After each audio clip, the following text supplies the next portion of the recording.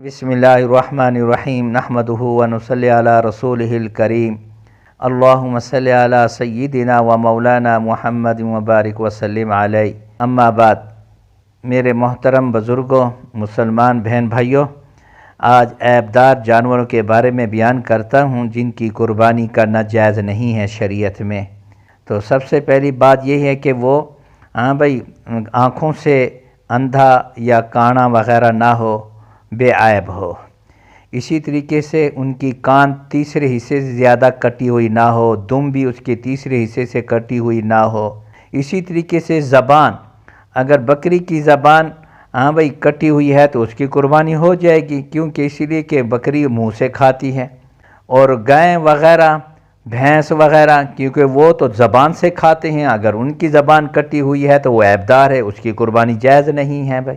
इसी तरीके से इतना कमज़ोर नातवा है कि वो उसके पेट उसके बदन के साथ मिला हुआ है, हाँ जी, ये कुर्बानी करना भी जायज़ नहीं, अगरचे उम्र से ज़्यादा क्यों ना हो।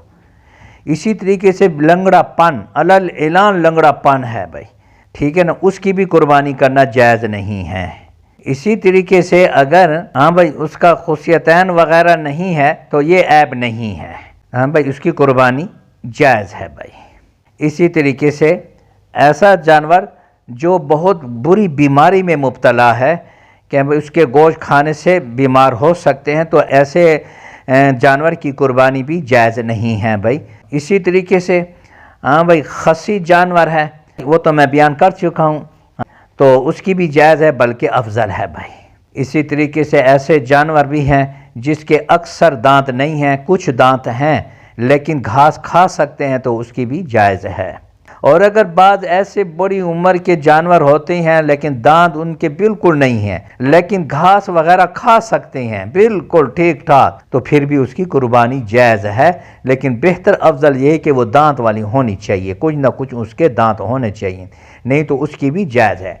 हाँ, ऐसे जानवर की बिल्कुल जायज़ नहीं है जो बिल्कुल घास नहीं खा सकते या किसी और ज़रिए से उनके पेट पर उसकी खुराक पहुंचाते हैं, तो ऐसे जानवर की कुर्बानी जायज़ नहीं है भाई।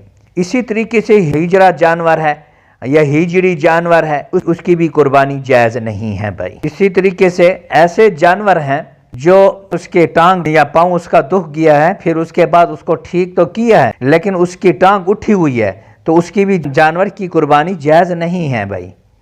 इसी तरीके से अगर जिसका पाँव निकल चुका है, भाई, फिर वो अपना पाँव ज़मीन पे लगा के चलता है, दबा कर, है लंगड़ापन, दबा के चलता है, उसकी कुर्बानी जायज़ है, उसकी कुर्बानी जायज़ है भाई। इसी तरह अगर किसी के सींग टूट गया, जड़ से नहीं ऊपर से या दरमियान से, उसकी कुर्बानी जायज़ है, कोई कराहत नहीं। हाँ, अगर उसका सींग जड़ से ज़ख्म होते हुए टूट गया है तो उसकी कुर्बानी जायज़ नहीं है। इसी तरीके से उसके सींग के अंदर गुल्ली होती है, गुल्ली, हाँ भाई, तो गोश्त की तरह सख्त होती है, हाँ भाई, अगर वो तीसरे हिस्से से ज़्यादा है तो कुर्बानी जायज़ नहीं, अगर तीसरे हिस्से से कम है तो फिर जायज़ है भाई।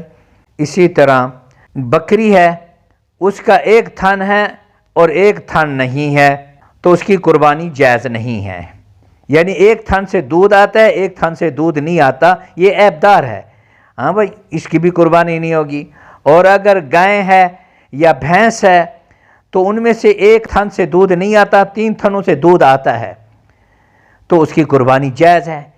या ऐसे 4 थन वाले जानवर जो हैं, हाँ भाई, उसका एक थन नहीं है, 3 है, उसकी भी कुर्बानी जायज़ है भाई। इसी तरह मेरे मोहतरम, ज़बिये के वक़्त जब ज़बह करते वक़्त हमने जानवर को लिटाया तो उसकी आंख निकल गई या हड्डी टूट गई, कोई हर्ज नहीं, क्योंकि इसीलिए कि हम उसी इबादत के लिए लिटाया है, ज़बह करने के लिए अगर कोई उसको नुकसान हो गया तो कोई हर्ज नहीं, ये ऐब नहीं होगा। अगर ज़बह करने का इरादा नहीं था तो वैसे ही उसकी आंख निकल गई, किसी वजह से सींग टूट गया जड़ से, हाँ भाई, फिर वो जायज़ नहीं है। अगर ज़बिये के वक़्त उसका सींग जड़ से टूट गया, गुल्ली टूट गई या दुम कट गई, तो वो बेऐब है, हाँ भी, उसकी कुर्बानी जायज़ है भाई। हाज़ा हुवल मुराम वल्लाहु आलम बिहक़ीक़तिल कलाम।